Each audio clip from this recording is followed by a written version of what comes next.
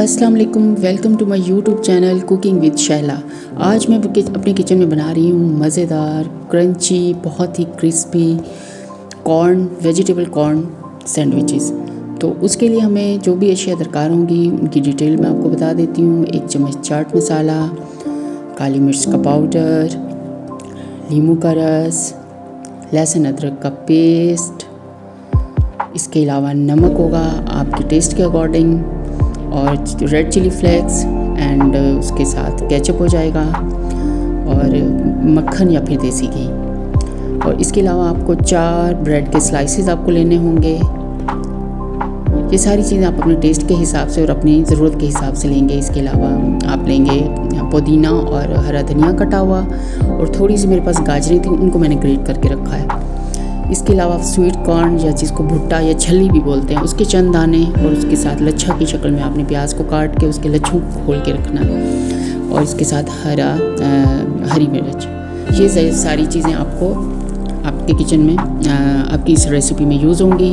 इसके बाद आप पैन को थोड़ा सा गर्म करेंगे। चलिए अब अपनी रेसिपी स्टार्ट करते हैं। पैन को थोड़ा सा गर्म करके उसमें 1 चम्मच मक्खन या देसी घी का उसमें ऐड करें। जब थोड़ा सा गर्म हो जाए तो उसमें सारी सब्जियों को, उसमें आपने जो भी वेजिटेबल्स और मसाला चाहते हैं उनको आपने इसमें फ्राई कर लेना है। और फ्राई आपने थोड़ा सा तेज़ आंच पे करना है, क्योंकि उसका क्रंच बाकी रहना चाहिए। तो उसमें पानी ना, ये ख्याल रहे कि पानी सब्जियां अपना पानी ना छोड़ें और क्रंची ही रहें। तो इसी तरह असल इसका टेस्ट डेवलप होगा।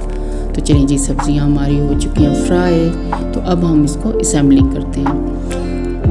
हमने 1 ब्रेड के स्लाइस के ऊपर हमने अपनी पसंद की कोई सी भी चटनी या केचप लगा लें, रेड चिली सॉस भी आप लगा सकते हैं, और घर में जो भी चीज़ अवेलेबल हो जो आपको पसंद हो वो आप लगा सकते हैं। मेरे पास केचप पड़ा था, इसलिए मैंने उस पर 1 स्लाइस के ऊपर केचप लगाया। और जो भी सब्जियां हम लोगों ने तैयार की हुई थी, अपना सारा वो मेज़ा हमने एक स्लाइस के ऊपर हमने अच्छी तरह से सेट कर देना है, दबा कर उसको। और देखिए किस कदर खूबसूरत इनका कलर आ रहा है, और कैसे क्रंची क्रंची सब्जियां मज़ेदार लग रही हैं, देखने में ही बहुत ही यम्मी और टेस्टी लग रही हैं, टेम्पटिंग लग रही हैं। तो दूसरा जो हमारा स्लाइस है उसके ऊपर हम मायोनीज़ या फिर दही इस्तेमाल करेंगे। मेरे पास दही था, गाढ़ा घर का बना हुआ गाढ़ा मीठा दही, वो इसके ऊपर लगाना है। अच्छी तरह से मैंने लगाया है। आप चाहें तो मायोनीज़ भी लगा सकते हैं, या आपकी अपनी पसंद के अकॉर्डिंग है।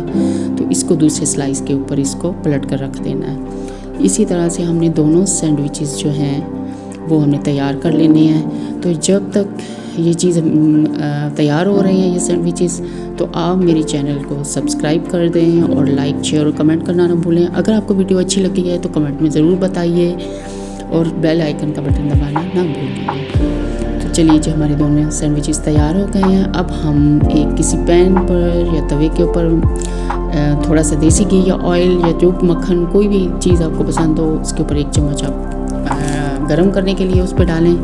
और दोनों सैंडविचेस को आप तवे के ऊपर अच्छी तरह से दबा कर उसको, आंच अपनी बिल्कुल समझो कि मीडियम से लो रखनी है। तो उसको आपने दबा कर आपने उसको हल्का सा सेंक लगवा लेना, एक साइड पे क्रिस्पी होने तक उसको सेंकना है। तो चलिए जी, हमारे ये सैंडविचेस अब सिक रहे हैं। तो ये शाम की चाय के लिए, बच्चों के लंच बॉक्स, मेहमानों के आने पर, और इस तरह की रेसिपीज़ जो हैं, इस तरह की स्नैक्स बहुत ही एक यम्मी और टेस्टी ऑप्शन है। और मेरी ये कोशिश होती है कि आपको मैं हमेशा ऐसी रेसिपीज़ बताऊं जो एक तो बिल्कुल इजी पीजी हों, आपके किचन में सारे इंग्रेडिएंट्स मौजूद हों, और बहुत ही आसानी से, और ज़रा रूटीन से थोड़ा हट कर। क्योंकि बच्चों वाले घर में तो हमेशा से ही माओं को ये मसला रहता है कि बच्चों थोड़ी देर बाद भूख लगी रहती है। तो ये चीज़ बना के आप उसको कर सकते हैं। तो चलिए जी, अब हमारे सैंडविचेस हो गए हैं तैयार। तो उसको हम अब जी काट कर आपको दिखाते हैं, और उसका क्रंच देखने वाला है, बहुत ही उसके लजीज और क्रंची से हैं। तो ये देखिए कि आप किस कदर अच्छे लग रहे हैं, और आपको क्रंच की आवाज़ भी आपको इसकी समझ आ रही होगी कि किस कदर अच्छे लग रहे हैं।